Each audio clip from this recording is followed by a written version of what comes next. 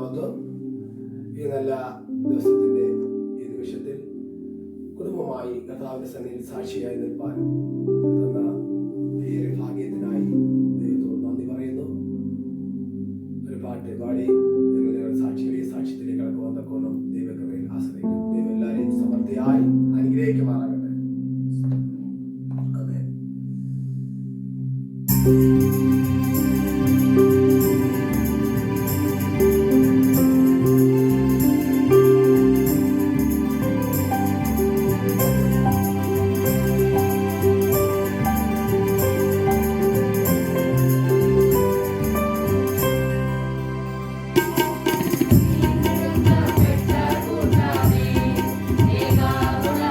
രക്ഷകന്റെ വേല ചെയ്യുവിൻ. വീണ്ടെടുക്കപ്പെട്ട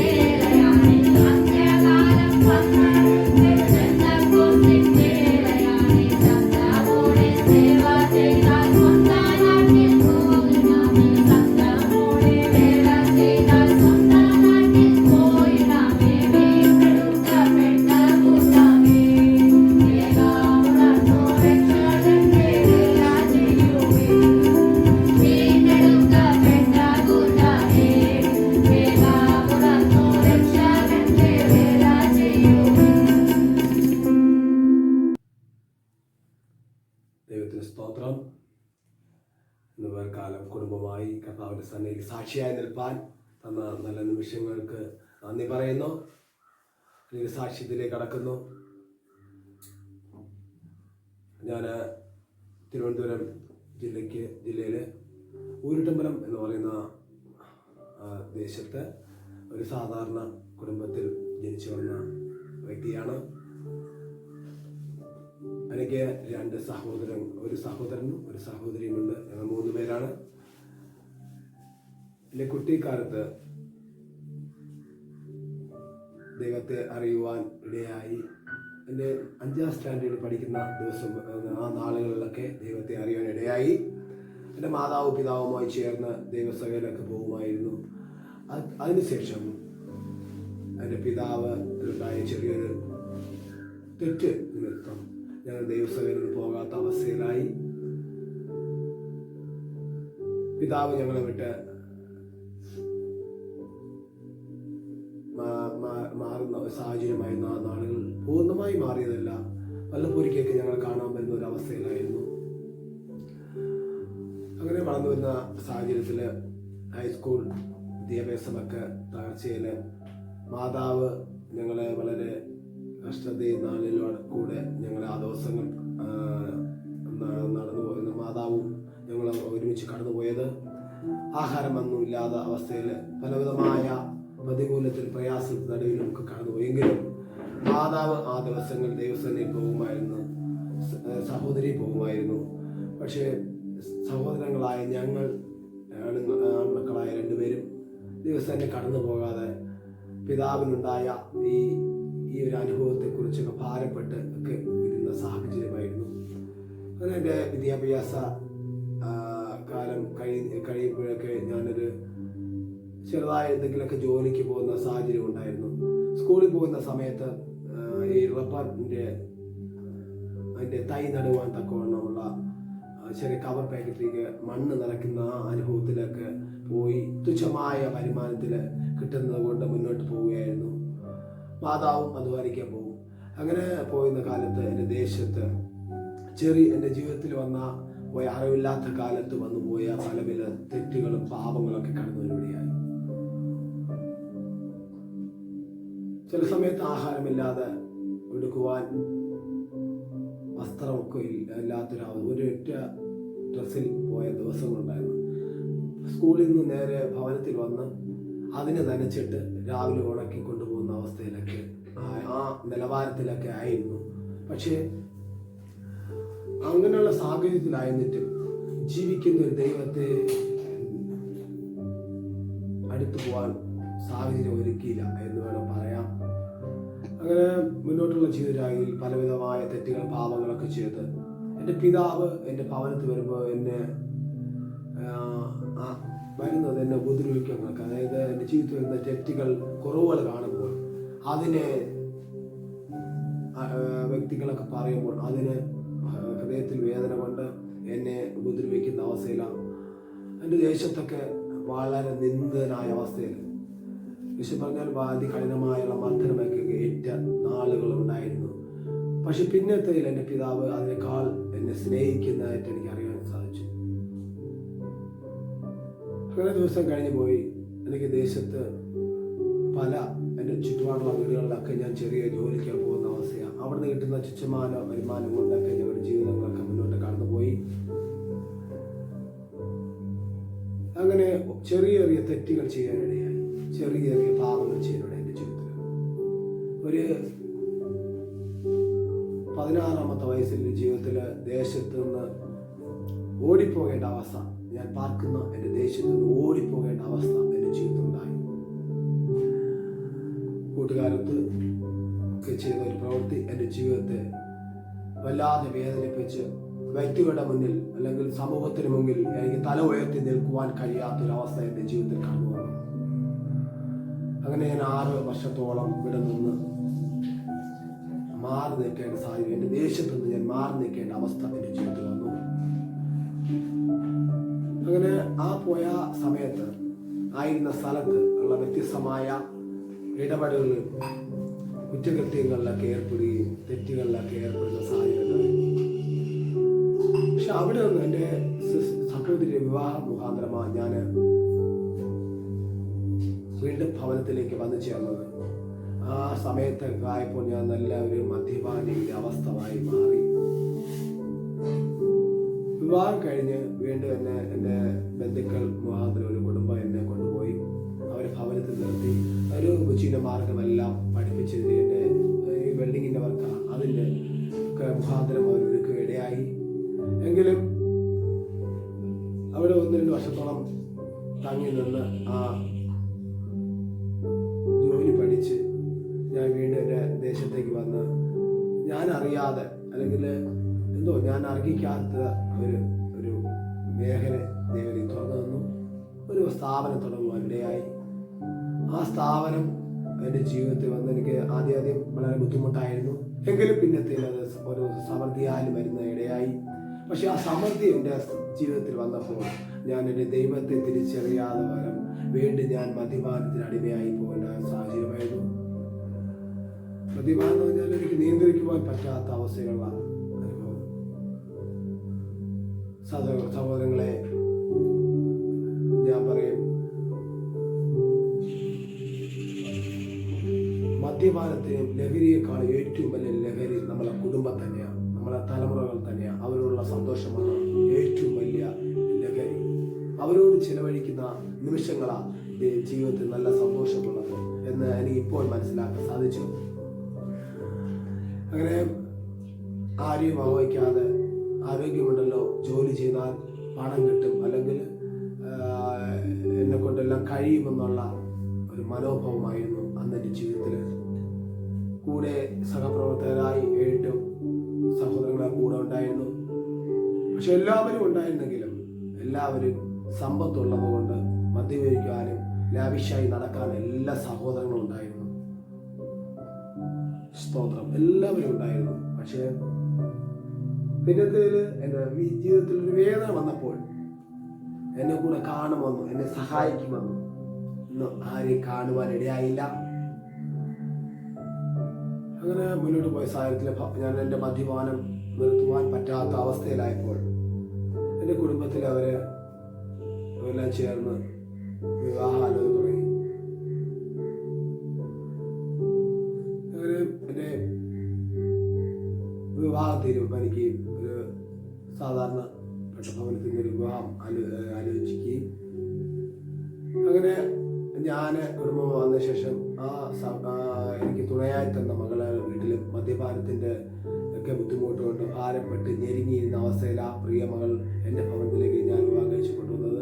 ഇവിടെ വന്നപ്പോൾ അവിടുത്തെ കാലം വല്ലാത്തൊരവസ്ഥയായിരുന്നു. ഇവിടെ അതായത് സമാധാനമില്ലാത്ത അവസ്ഥയായിരുന്നു. അപ്പോൾ ഈ വിവാഹം കഴിഞ്ഞ സമയത്ത് ഒരു ഭവനം എനിക്ക് ലഭിക്കാനായി അതിൻ്റെ കാര്യങ്ങളൊക്കെ ചെയ്തു. എങ്കിലും അത് പൂർത്തീകരിക്കാതെ വന്നു. എനിക്ക് വേണമെങ്കിൽ പൂർത്തീകരിക്കാമായിരുന്നു. പക്ഷേ എൻ്റെ കിട്ടിയ സമ്പത്ത് മുഴുവനും കൂട്ടുകാരോടൊത്ത് ചേർന്ന് അല്ലെങ്കിൽ ലോകപരമായ ജീവിതത്തിലേക്ക് അത്രയും ചെലവഴിക്കുകയായി. പക്ഷെ എൻ്റെ ജീവിതത്തിൽ അത് വളരെ നഷ്ടത്തിൻ്റെ നാളുകളായിരുന്നു. പക്ഷേ ഈ മദ്യപാനം ഇങ്ങനെ കൂടിക്കൂടി വന്നപ്പോൾ ഞങ്ങളുടെ ജീവിതത്തിൽ സമാധാനം നഷ്ടപ്പെട്ട അവസ്ഥയിലാണ്. ഞങ്ങൾ എവിടെയെങ്കിലും ഒരു ഫംഗ്ഷനോ ഒരു വിവാഹത്തിനോ വിവാഹ ശുശ്രൂഷയ്ക്കോ പങ്കെടുക്കാൻ പോവുകയാണെങ്കിൽ അല്ലെങ്കിൽ വിവാഹത്തിന് പോവുകയാണെങ്കിൽ ഞങ്ങളുടെ ഭവനത്തിൽ ഒരു അടി പിടിയൊക്കെ ഉണ്ടായിട്ട് പോകുന്ന സാഹചര്യമായിരുന്നു. ചില നിമിഷങ്ങൾ അങ്ങനെയുള്ള അനുഭവങ്ങൾ പല ദിവസങ്ങളും അവരുണ്ടാവുകയായി. പക്ഷെ ഇതൊക്കെ എന്താണെന്ന് തിരിച്ചറിയുവാൻ വൈകിപ്പോയി. ദൈവസ്നേഹം എന്താണ്, ദൈവത്തിന്റെ കരുതൽ എന്താണെന്ന് തിരിച്ചറിയുവാൻ വളരെ വില കൊടുക്കേണ്ടി വന്നു എൻ്റെ ജീവിതത്തിൽ. അങ്ങനെ വിവാഹം കഴിഞ്ഞ് ഒരു തലമുറയായി, മൂത്ത മകനായി. എങ്കിലും എൻ്റെ ജീവിതത്തിൽ ഒരു ക്രമീകരണം വന്നില്ല. ചർച്ചിൽ പോകുമായിരുന്നു, പക്ഷെ വരും എന്നല്ലാതെ ദൈവമായൊരു ബന്ധം ഇല്ലാത്ത നാളുകളായിരുന്നു. സ്തോത്രം. 2002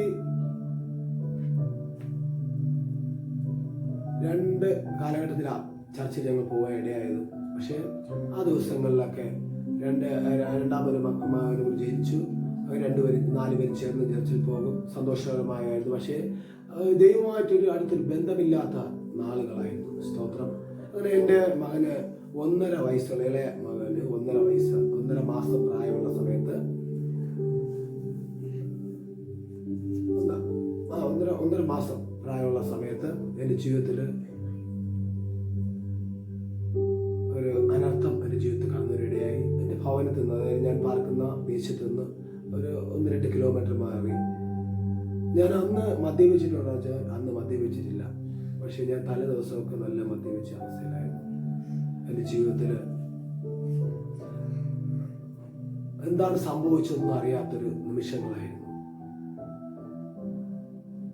ആയുസിൻ്റെ ആഘാതമൊന്നും എനിക്ക് അറിയാൻ കഴിഞ്ഞില്ല. അങ്ങനെ ഏകദേശം 13 ദിവസത്തോളം മെഡിക്കൽ ഹോസ്പിറ്റലിൽ അവിടെ അഡ്മിറ്റായിരുന്നു.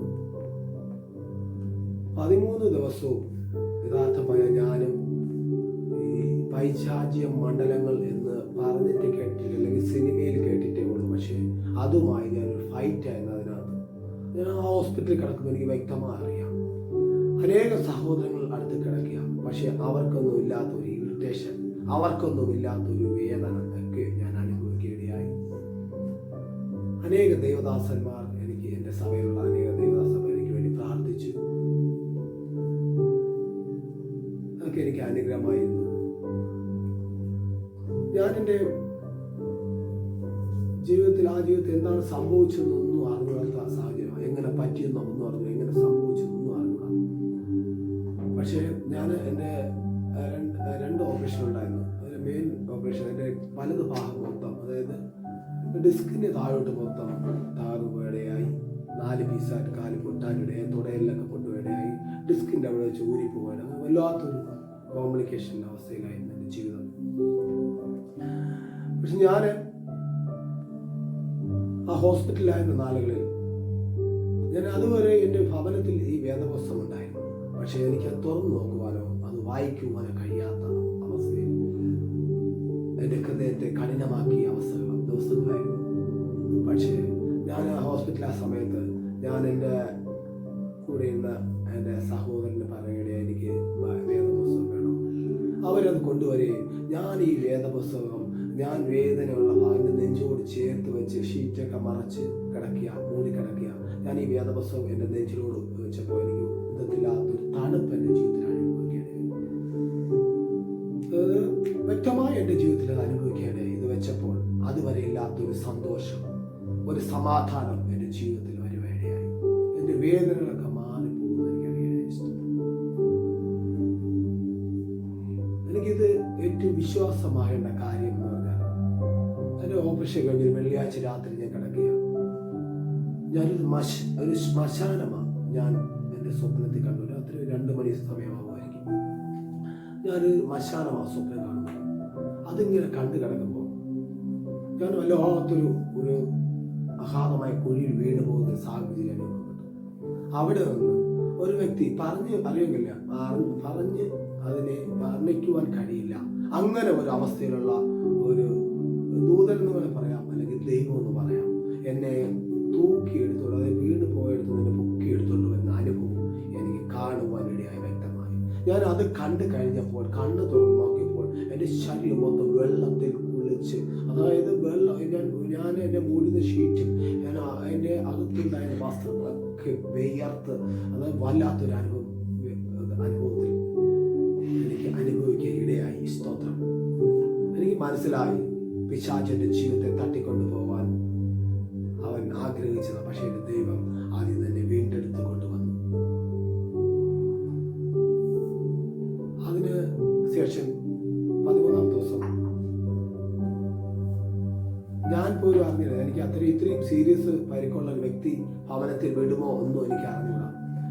എന്നെ കൊണ്ടുവരാനൊക്കെ വേണം, വീട്ടിലേക്ക് കൊണ്ടുവന്നൊക്കെ ആംബുലൻസ് ഒക്കെ അറേഞ്ച് ചെയ്ത് കൊണ്ടുവരുമ്പോൾ ഞാൻ എൻ്റെ വേറെ ആരും ചോദിക്കില്ല അടുത്ത് എവിടെയാണ് പോകുന്നത്. ഞാൻ വിചാരിച്ച് തൊട്ടടുത്തുള്ള ഹോസ്പിറ്റലായി, പക്ഷേ ഇല്ല, എന്നെ എൻ്റെ വീട്ടിലാണ് കൊണ്ടുവന്നത്. എനിക്ക് അവിടെ ആയിരുന്നപ്പോൾ മെഡിക്കൽ ഹോസ്പിറ്റലായിരുന്നു വളരെ വളരെ പ്രതികൂലം, ഒരു പ്രയാസം, ഒരു സമാധാനമില്ലാത്ത അവസ്ഥയിലായിരുന്നു. ഈ വേദപുസ്തകം നെഞ്ചോട് ചേർത്ത് വെക്കുന്നതിന് മുമ്പുള്ള ഉള്ള നിമിഷങ്ങളൊക്കെ എനിക്ക് വളരെ കഠിനമായ അസ്വസ്ഥതകൾ അനുഭവപ്പെടുകയാണ്. സ്തോത്രം. എൻ്റെ പലവരും എന്നെ കാണാൻ വരുമ്പോൾ ഞാൻ പിച്ചു ഭ്രാന്തിൻ്റെ അവസ്ഥ എന്നൊക്കെ പറയുന്നത് വ്യക്തികൾക്ക് ഇവിടെ. സ്തോത്രം. ഞാൻ അത് കഴിഞ്ഞ് വന്ന് എൻ്റെ ഭവനത്തിലായ സമയത്ത് സഹോദരങ്ങളൊക്കെ ഒന്ന് പ്രാർത്ഥിക്കുമ്പോഴൊക്കെ എൻ്റെ ജീവിതത്തിൽ ദൈവത്തിൻ്റെ സമാധാനം, ഒരു അസ്വസ്ഥത ഞാൻ അനുഭവിക്കുകയിടയായി. അതിനപ്പുറം എനിക്ക് മനസ്സിലായി, ജീവിക്കുന്ന ഒരു ദൈവമുണ്ട്. ആ ദൈവത്തെ ആശ്രയിച്ച ഒരു നാളും കൈവിടില്ല എന്നൊക്കെ മനസ്സിലാക്കുവാൻ സാധിച്ചു. എൻ്റെ ആ ദിവസങ്ങളിൽ എൻ്റെ ഉപജീവന മേഖലയ്ക്കാണ് ഞാൻ ഏറ്റവും ഉന്നതമായ സ്ഥാനം കൊടുത്തത്. എൻ്റെ ജോലിക്കാര്യത്തിനോ അല്ലെങ്കിൽ എൻ്റെ ദൈവത്തിനോ എൻ്റെ കുടുംബത്തിനോ അല്ല, അല്ലെങ്കിൽ പക്ഷേ ഇന്നെനിക്ക് മനസ്സിലായി എൻ്റെ ദൈവത്തിനാണ് ഒന്നാം സ്ഥാനം കൊടുക്കേണ്ടത്. എനിക്ക് എൻ്റെ ദൈവം മനസ്സിലാക്കി തന്നു. പക്ഷെ ഞാൻ അന്ന് എൻ്റെ ജോലിയെക്കുറിച്ച് ഒന്നാം സ്ഥാനം വെച്ചിരുന്ന ജോലിയൊക്കെ കൂടെയുള്ള സഹോദരങ്ങളൊക്കെ താറുമാറായി പോവുകയും ആ സ്ഥാപനം അടച്ചിടേണ്ട സാഹചര്യങ്ങളൊക്കെ ആയിരുന്നു. പക്ഷേ ഡോക്ടർമാർ എന്നോട് എൻ്റെ കുടുംബത്തിലുള്ള കുടുംബാംഗങ്ങളോട് പറഞ്ഞത്, ഇങ്ങനെയുള്ള ഒരു പേഷ്യൻ്റ് 8 മാസത്തോളം ഫുൾ റെസ്റ്റ് ചെയ്താൽ മാത്രമേ ആ വ്യക്തിയുടെ കാല് തറയിൽ വീഴ്ത്തുവാനോ കാലനക്കുവാനോ പറ്റുകയുള്ളൂ. പക്ഷേ എൻ്റെ സ്വർഗത്തിലെ ദൈവം എന്നോട് കരുണ കാണിച്ചു. ഞാൻ എൻ്റെ ഭവനത്തിൽ വന്ന ആ നാൾ മുതൽ ദൈവത്തിൻ്റെ വചനം അല്ലെങ്കിൽ വേദപുസ്തകം ആയിട്ട് തന്നെ നെഞ്ചിൽ വെച്ച് കിടക്കാനിടയായി. അതിൽ ഞാൻ ആശ്വസിക്കൊണ്ടിരുന്നു. അതിനകത്തുള്ള ഓരോ കാര്യങ്ങൾ ഞാൻ വായിച്ച് മനസ്സിലാക്കാൻ തുടങ്ങി. പകലല്ല എൻ്റെ തലമുറകളൊക്കെ ഉള്ളപ്പോൾ എനിക്ക് സന്തോഷമാണ്, അല്ലെങ്കിൽ ഞാൻ നിലവിളിക്കില്ല. പക്ഷേ രാത്രി കാലമാകുമ്പോൾ എല്ലാവരും, എൻ്റെ മാതാവൊക്കെ ഉണ്ടായിരുന്നു. എൻ്റെ മാതാവൊക്കെ മരണപ്പെട്ടു പോയി, പിതാവൊക്കെ മരണപ്പെട്ടു. പക്ഷേ അവരൊക്കെ എൻ്റെ വേദന നാളിൽ എൻ്റെ കൂടെ ഉണ്ടായിരുന്നു. പക്ഷെ അവരൊക്കെ കിടന്നുറങ്ങുമ്പോൾ ഞാൻ കിടക്കുന്ന എൻ്റെ തലങ്ങണിയോട് ചേർന്ന് കിടന്ന് കണ്ണിൽ നിന്ന് എൻ്റെ കണ്ണുനീരിൽ ഒഴുകുകയാണ്. എൻ്റെ ജീവിതത്തിൽ ഞാൻ ചെയ്ത പാപത്തിൻ്റെ, ഞാൻ ചെയ്ത തെറ്റുകളുടെ ഒരു പശ്ചാത്താപം എൻ്റെ രാത്രിയിൽ ഞാൻ ദൈവമായി ഏറ്റുപറയാനിടയായി. അങ്ങനെ അനേക ദിവസങ്ങൾ ദൈവത്തിൻ്റെ വചനം ഞാൻ വായിക്കുന്തോറും എൻ്റെ ജീവിതത്തിൽ എൻ്റെ കുറവുകളെ ഉണർത്തുവാനിടയായി. എൻ്റെ അറിവില്ലാത്ത കാലത്ത് അറിഞ്ഞും അറിയാതെയും ചെയ്ത തെറ്റുകളൊക്കെ ഓർമ്മയിൽ വന്നതൊക്കെ ഞാൻ ദൈവത്തോട് ക്ഷമ ചോദിക്കുകയായി. നേരം വെളുക്കുന്നവരെ കരയും, ഏകദേശം ഒരു 4 മണി വരെ കരയും. അപ്പോൾ ഇവരൊക്കെ എണീക്കും. ആ 4 മണി വരെ ഞാൻ ദൈവത്തോട് കരയും. ഞാൻ പകൽ മൊത്തം അസ്ഥിയാലോ ക്ഷീണമില്ല. അതുകൊണ്ട് ഞാൻ ദൈവത്തോട് കൂടുതൽ അടുക്കുവാൻ തുടങ്ങി. ഞാൻ ദൈവത്തോട് പറയണേ, ദൈവമേ, ഇനി എനിക്കൊരു അവസരം എൻ്റെ ദൈവം തന്നാൽ എൻ്റെ അപ്പന് വേണ്ടി നിലനിൽക്കാം, നേരോടെ നിലനിൽക്കാം എന്നൊക്കെ ഞാൻ ആ ദൈവത്തോട് ഉടമ്പടി എടുക്കാൻ ഇടയായി. എൻ്റെ കുടുംബത്തിലുള്ള കുടുംബാംഗങ്ങളുടെയും ദൈവമക്കളുടെയൊക്കെ പ്രാർത്ഥന കൊണ്ട് ഞാൻ വീണ്ടും എൻ്റെ ജീവിതത്തിലേക്ക് മടങ്ങി വരുവാനായി. അതിനൊക്കെ ഉപരി അവരുടെ പ്രാർത്ഥനയ്ക്ക് കോട്ടയായിരുന്നു. അതിലൊക്കെ ഉപരിയായി എൻ്റെ ദൈവം എന്നെ സ്നേഹിച്ചു. ആ ദൈവസ്നേഹം എന്നെ വീണ്ടും ജീവിതത്തിലേക്ക് കൈപിടിച്ചു ഉയർത്തുവാനായി. ആ നാളുകൾ വളരെ ഞെരുക്കത്തിൻ്റെ അവസ്ഥയിലൂടെ പോയ നാളുകൊണ്ട് അങ്ങനെ ഇരുന്നപ്പോൾ ഞാൻ ഒരു ദിവസം ദൈവം വായിച്ചു വന്നപ്പോഴാണ്, അതായത് പാപത്തെക്കുറിച്ചൊക്കെ എന്തുകൊണ്ടിങ്ങനെ കരയണമെന്ന് എനിക്ക് തോന്നാൻ കാരണം 103-ാം സങ്കീർത്തനം ഞാൻ വായിച്ചപ്പോൾ അതിൻ്റെ 3-ാമത്തെ വാക്യത്തിൽ പ്രകാരം എഴുതിയിരിക്കുന്നു, അവൻ നിന്റെ അകൃത്യങ്ങളൊക്കെ മോചിപ്പിക്കുന്നു, നിന്റെ സകല രോഗങ്ങളെയും സൗഖ്യമാക്കുന്നു എന്ന് ആ ഭാഗം വായിച്ചപ്പോൾ എനിക്കറിയാൻ മനസ്സിലായി. അപ്പോൾ എനിക്ക് മനസ്സിലായി, എൻ്റെ കുറവുകളെ, എൻ്റെ അകൃത്യങ്ങളെ എൻ്റെ ദൈവത്തോട് ഏറ്റു പറഞ്ഞാൽ ആ ദൈവം എൻ്റെ അവസ്ഥകളെ മാറ്റുമെന്ന് ഞാൻ വിശ്വസിക്കാനിടയായി. അതിന് തൊട്ട് താഴെ പറഞ്ഞ ഇപ്രകാരം എഴുതിയിരിക്കുന്നു, അവൻ നിന്നെ ജീവനെ നാശത്തിൽ നിന്നും വീണ്ടെടുക്കുന്നു, അവൻ ദയയും കരുണയും നിന്നെ അണിയിക്കുന്നു. ഹല്ലേലൂയ. ഈ വാചനങ്ങൾ കേട്ടപ്പോൾ എനിക്കിതിനെ കുറിച്ച് ആധികാരികമോ ഒന്നും അറിഞ്ഞുകൂടാ. എനിക്ക് വലിയ വിദ്യാഭ്യാസമോ എഴുതുവാനോ അല്ലെങ്കിൽ വലിയ ക്വാളിഫിക്കേഷൻ ഒന്നുമില്ല. എങ്കിലും ഈ ദൈവവചനം തട്ടിക്കൂട്ടി വായിച്ചപ്പോൾ എനിക്ക് മനസ്സിലാക്കി, എൻ്റെ ഹൃദയത്തെ ദൈവം വെളിച്ചം വീശുവാനായി. എൻ്റെ കുറവുകളെക്കുറിച്ച്, എൻ്റെ അറിവില്ലായ്മയെക്കുറിച്ച് എനിക്ക് ബോധം തന്നപ്പോൾ, ഞാൻ ആ കർത്താവിനോട് ഏറ്റു പറഞ്ഞപ്പോൾ, ഞാൻ ആയിരുന്ന അവസ്ഥയിൽ നിന്നൊക്കെ ഒരു വിടുതൽ തരുവാനിടയായി. ഡോക്ടർമാരുടെ വിധി എഴുതിയ 8 മാസം എന്നുള്ളത് ഒരു 2 മാസമായപ്പോഴൊക്കെ എൻ്റെ കാലൊക്കെ അനക്കുവാനും എനിക്ക് എണീക്കുവാനും ദൈവം കൃപ തന്നു. 8 മാസമാണ് പ്രിയ സഹോദരങ്ങളെ ഡോക്ടർ വിധി, മെഡിക്കൽ സയൻസ് വിധി എഴുതും. പക്ഷേ എൻ്റെ സ്വർഗത്തിലെ ഡോക്ടർ, എൻ്റെ സ്വർഗീയ ഡോക്ടറായ എൻ്റെ യേശു കർത്താവ് എനിക്ക് 2 മാസമായപ്പോൾ എനിക്ക് എൻ്റെ അവസ്ഥകൾക്കൊരു ചെറിയ മാറ്റം പരിപാടിയായി. ഞാൻ ഹോസ്പിറ്റലിൽ ചെക്കപ്പിന് പോയ സമയത്തൊക്കെ ഡോക്ടർ അത്ഭുതകരമായി പറയുകയായി, ദൈവം നിന്നോട് കരുണ കാണിച്ചെന്നൊക്കെ പറയുവാനിടയായി. പിന്നെ എനിക്ക് മനസ്സിലായി, ദൈവവചനം എന്നെ ശുദ്ധീകരിച്ചുകൊണ്ടിരിക്കുന്നത് മനസ്സിലായി. പിന്നെ ഞാൻ വളരെ ഞെരുങ്ങുന്ന അവസ്ഥയായിരുന്നു. അതായത് ജീവിതത്തിൽ എൻ്റെ മക്കൾക്കോ അവർക്ക് എന്തെങ്കിലും വാങ്ങിച്ചു കൊടുക്കുവാൻ കഴിയാത്ത വണ്ണം ഞെരുക്കത്തിൽ ദാരിദ്ര്യത്തിൻ്റെ അവസ്ഥയിലേക്ക് കടന്നുപോയി. 2 മാസമെല്ലാം കഴിഞ്ഞപ്പോൾ ഞാൻ വായിച്ചു വരുന്നപ്പോഴാണ് എന്നോട് ദൈവം വേദപുസ്തകത്തിലൂടെ സംസാരിക്കുകയാണ്, ഒരു വചനമോട് സംസാരിക്കുകയായി. അത് അങ്ങനെ ഓർപ്പിച്ച ഒരു വേദഭാഗം വായിക്കുവാൻ തക്കോണം ദൈവകവിയിൽ ശരണപ്പെടുന്നു. വായിക്കുന്ന 107 സങ്കീർത്തനം അതിൻ്റെ 6-ാമത്തെ വാക്യത്തിൽ പ്രകാരം എഴുതിയിരിക്കുന്നു, അവർ തങ്ങളുടെ കഷ്ടതയിൽ യഹോവയോട് നിലവിളിച്ചു, അവൻ അവരെ അവരുടെ ഞെരുക്കത്തിൽ നിന്ന് വിടുവിച്ചു. അവർ പാർക്കുവാൻ തക്ക പട്ടണത്തിൽ ചെല്ലേണ്ടതിന് അവൻ അവരെ നേരെയുള്ള വഴിയെ നടത്തി. ഹല്ലേലൂയ. എനിക്കത് മനസ്സിലാക്കി ഈ വചനം വായിച്ചപ്പോൾ. എന്തിനാണ് എൻ്റെ ജീവിതത്തിൽ ദൈവം കഷ്ടത കൊണ്ടുവന്നു, എന്തിനാണ് എൻ്റെ ജീവിതത്തിൽ വേദന കൊണ്ടുവന്നെന്ന് പിന്നത്തിൽ എനിക്ക് മനസ്സിലാക്കാൻ സാധിച്ചു. ഞാൻ ആ കർത്താവിൻ്റെ സന്നിധി നിലവിളിക്കുകയിടയായി. എൻ്റെ കർത്താവിന് നിലവിളിച്ചപ്പോൾ പയ്യെ എൻ്റെ ഞെരുക്കത്തിൽ നിന്ന് എനിക്ക് വിടുതലയോടെയായി. പിന്നത്തിൽ മനസ്സിലായി, ദൈവം എന്നെ വിളിച്ചത് നമുക്ക് പാർക്കുവാൻ തക്ക ഒരു പട്ടണത്തിൽ ചെല്ലേണ്ടതിന് എൻ്റെ ദൈവം പണിയുകയാണെന്ന് എനിക്ക് മനസ്സിലായി. അതിനായി എന്നെ ചെറിയൊരു ശോധന എൻ്റെ ജീവിതത്തിൽ വന്നെന്ന് മനസ്സിലായി. കഷ്ടത എന്തിനാണ് വന്നതെന്ന് എനിക്ക് അന്ന് മനസ്സിലായി. അതിൻ്റെ ആ സങ്കീർത്തനം തന്നെ അതിൻ്റെ താഴത്തെ ഭാഗത്തിൽ ഇങ്ങനെ എഴുതുന്നു, ഇരുട്ടിലും അന്ധതമസിലും ഇരുന്ന് അരിഷ്ടതയാലും ഇരുമ്പ് ചങ്ങലയാലും ബന്ധിക്കപ്പെട്ടവർ അവരുടെ ഹൃദയത്തെ അവൻ കഷ്ടത കൊണ്ട് താഴ്ത്തി. ഹല്ലേലൂയ. ഈ വായിച്ച അനുഭവം പോലെയായിരുന്നു എൻ്റെ ജീവിതം. അരിഷ്ടത, സമാധാനമില്ല, സന്തോഷമില്ല. യഥാർത്ഥ ഞാൻ പിശാച് ചങ്ങല കൊണ്ട് ബന്ധിച്ച അവസ്ഥയിലായിരുന്നു. പക്ഷെ അതെല്ലാം മാറ്റി എൻ്റെ ദൈവം എന്നോട് കരുണ കാണിക്കാൻ ഇടയായി. സ്തോത്രം.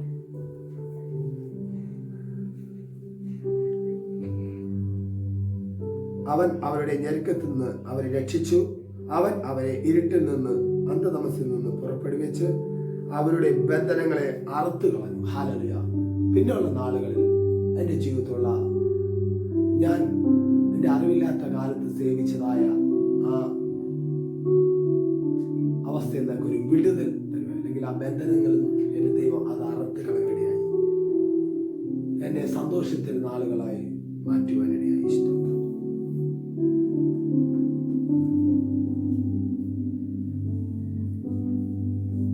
സംഘത്തിൽ ഇപ്രകാരം എഴുതിക്കുന്നു, അവർ തങ്ങളുടെ കഷ്ടതയിൽ യഹോവയോട് നിലവിളിച്ചു, അവൻ അവരെ അവരുടെ ഞെരുക്കിൽ നിന്ന് വിടുവിച്ചു.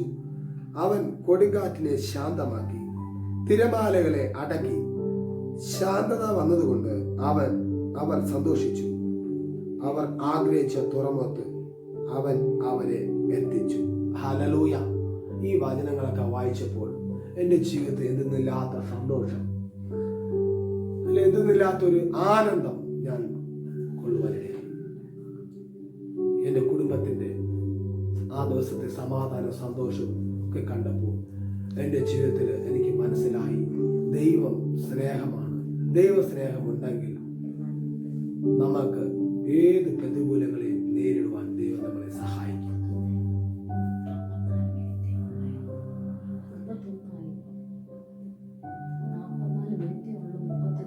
ദൈവം നമ്മളെ സഹായിക്കും. ഞാൻ പറയും, ഇത് കേൾക്കുന്ന സഹോദരങ്ങളെ, നിന്റെ ജീവിതത്തിൽ ഒരു മാറ്റം വേണോ? നിന്റെ ജീവിതത്തിൽ നിനക്കൊരു മാറ്റം വേണോ? നീ മദ്യപാനത്തിന്റെ അവസ്ഥയിലാണോ? ലഹരി അവസ്ഥയിലാണോ?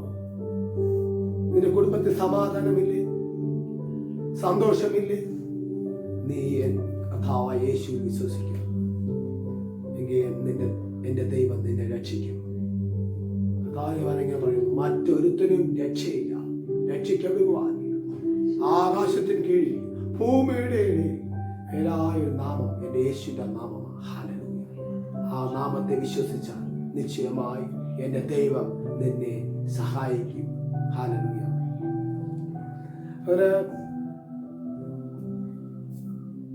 ഏകദേശം 3 മാസത്തിൽ കഴിഞ്ഞപ്പോൾ എൻ്റെ സ്ഥാപനത്തേക്ക് ഞാൻ പോയിടായി. ചെന്നപ്പോൾ ഈ പ്രതികൂലങ്ങളൊക്കെ കഴിഞ്ഞ് ദൈവത്തെ സ്നേഹിച്ചു തുടങ്ങി, ദൈവത്തിൻ്റെ വചനങ്ങളെ അനുസരിച്ച് തുടങ്ങി, പ്രാർത്ഥിച്ചു തുടങ്ങി. ഇങ്ങനെ പോയപ്പോഴാണ് അടുത്ത പ്രതികൂലങ്ങൾ വരാൻ തുടങ്ങിയത്. എൻ്റെ സ്ഥാപനം നഷ്ടപ്പെട്ടു, കൂടെ ഉണ്ടായിരുന്നവരൊക്കെ നഷ്ടപ്പെട്ട് ആ സ്ഥാപനം ഒഴിയേണ്ടി വന്നു. എങ്കിലും ദൈവം പുതിയൊരു സ്ഥാപനം, അതായത് അതുവരെ ആയിരുന്ന അവസ്ഥയൊക്കെ മാറ്റിയിട്ട് സീറോയെ കൊണ്ടുവന്നു. വരുമാനമില്ല, എല്ലാം നഷ്ടപ്പെട്ട അവസ്ഥയിലായി. പക്ഷെ വീണ്ടും ദൈവം സീറയിൽ നിന്ന് തന്നെ പണി ചെയ്യാനിടയായി. ഞാൻ അറിഞ്ഞുകൂടാത്ത വഴിയിൽ നിന്ന് എനിക്ക് നന്മ വരുവാൻ തുടങ്ങി. അതായത് എൻ്റെ മദ്യപാനത്തിൽ നിന്ന് എൻ്റെ ജീവിത സാഹചര്യം മാറ്റുവാൻ കാരണം എൻ്റെ 2 തലമുറയും ഞാൻ നോക്കുവാനിടയായി. അവരുടെ കൊച്ചു പ്രായത്തിൽ ഈ ആക്സിഡന്റ് മുഖാന്തരം ഞാൻ ഈ ലോകത്തുനിന്ന് മാറ്റപ്പെട്ട് പോയെങ്കിൽ എൻ്റെ തലമുറ ആര് സഹായിക്കും? എൻ്റെ തലമുറ ആര് നോക്കും? എൻ്റെ കുടുംബത്തെ ആര് സംരക്ഷിക്കും? എന്നൊക്കെയായിരുന്നു എൻ്റെ ചിന്തയും എൻ്റെ ആകുലങ്ങളൊക്കെ. ആ ദിവസങ്ങൾ അങ്ങനെയായിരുന്നു. അപ്പോഴാ ദൈവം പറഞ്ഞത്, നീ എൻ്റെ വഴി നടാ, ഞാൻ നിന്നെ സഹായിക്കാം.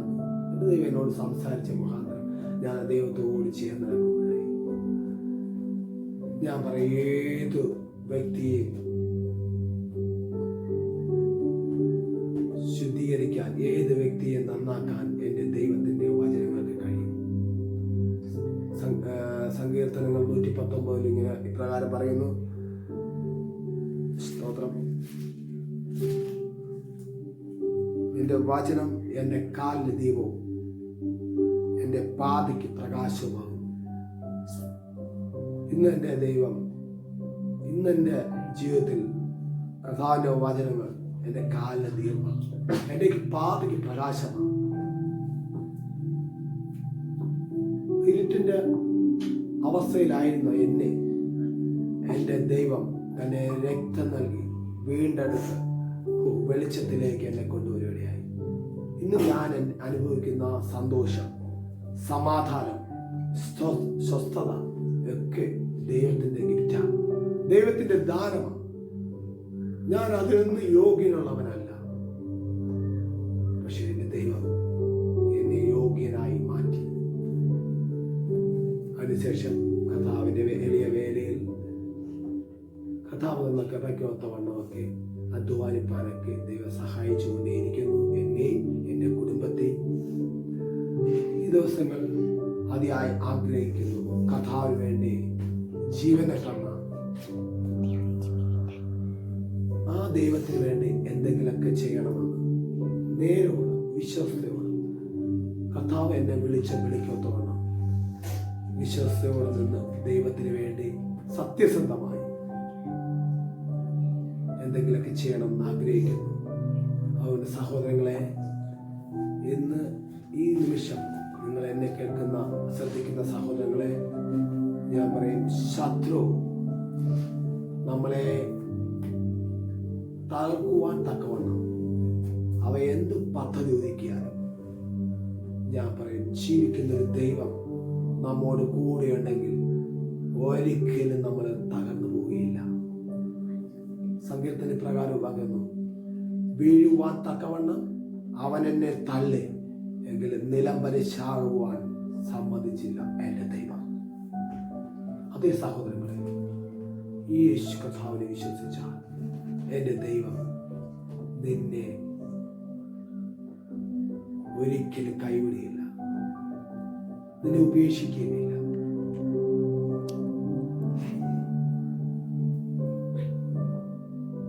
കഷ്ടത നമ്മുടെ ജീവിതത്തിൽ വരുമ്പോൾ നമ്മൾ ചിന്തിച്ചോണം, നമുക്കൊരു നന്മയുണ്ട്. എന്നും കഷ്ടതയല്ല നമ്മുടെ ജീവിതത്തിൽ. പരീക്ഷ എഴുതുന്നൊരു പൈതൽ പരീക്ഷ എഴുതിയാൽ മാത്രമേ വിജയിക്കൂ. നമ്മുടെ ജീവിതത്തിൽ പരീക്ഷകൾ വരുന്നതിൻ്റെ അർത്ഥം നമുക്കൊരു വിജയമുണ്ട്, ഉറപ്പാണ്.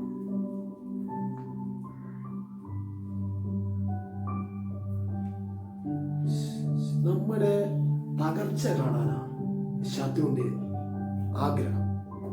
പക്ഷെ എൻ്റെ ദൈവത്തിൻ്റെ ഇഷ്ടം ആ ശത്രുവിന് മധ്യേ നിന്റെയും എന്റെയും തല ഉയർത്തി നിർത്താനാണ്, നിന്നെ മാനിക്കാനാണ് എൻ്റെ കർത്താവിന് ഇഷ്ടം. നിന്റെ തകർച്ച കാണാൻ ദുഷ്ടൻ ആഗ്രഹിക്കുമ്പോൾ നമ്മൾ ഉയർച്ച ആഗ്രഹിക്കുന്ന എൻ്റെ ദൈവമാണ്.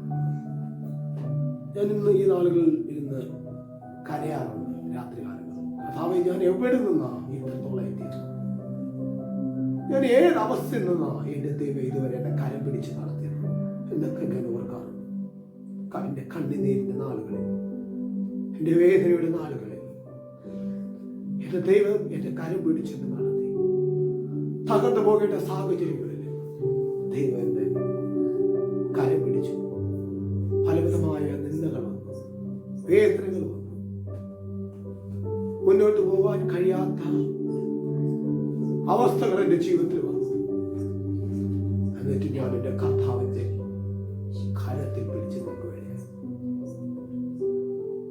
വീട് പോകേണ്ട സാഹചര്യങ്ങൾ വന്നു, പല പ്രതികൂല സാഹചര്യങ്ങൾ ജീവിതത്തിൽ പ്രതികൂല കാറ്റുകൾ അടിച്ചു.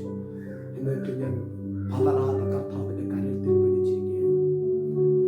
ഇതുവരെ ദൈവം നടത്തി സമൃദ്ധിയായി ഇന്ന് സന്തോഷത്തോടും കുടുംബമായി കർത്താവിന്റെ വേലയിൽ പോകാൻ സന്തോഷത്തോടെ ദൈവം ചില സാഹചര്യങ്ങൾ ഒരുക്കി തന്നു. ഞങ്ങൾ പാടിയ പാട്ട് പോലെ അല്പകാലം മാത്രമേ ഉള്ളൂ.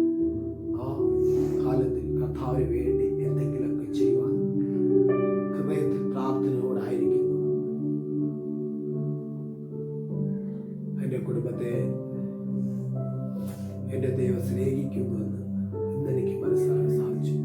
എൻ്റെ ദേശത്ത് അനേകർ എന്നെ പരിഹസിച്ച് എൻ്റെ തല കുനിച്ച് ഞാൻ ആരെയും നോക്കാതെ കുനിഞ്ഞു പോയ ദിവസങ്ങളുണ്ടായിരുന്നു. പ്രിയ സഹോദരങ്ങളെ, ഇന്നെൻ്റെ ജീവിതത്തിൽ എന്നെ പരിഹസിച്ച്, എന്നെ നിന്ദിച്ച്, എന്നെ കളിയാക്കിയ ആ വ്യക്തികളുടെ മുന്നിലൂടെ തല ഉയർത്തി പോവാൻ എൻ്റെ സ്വർഗത്തിലെ ദൈവം എന്നെ സഹായിച്ചു.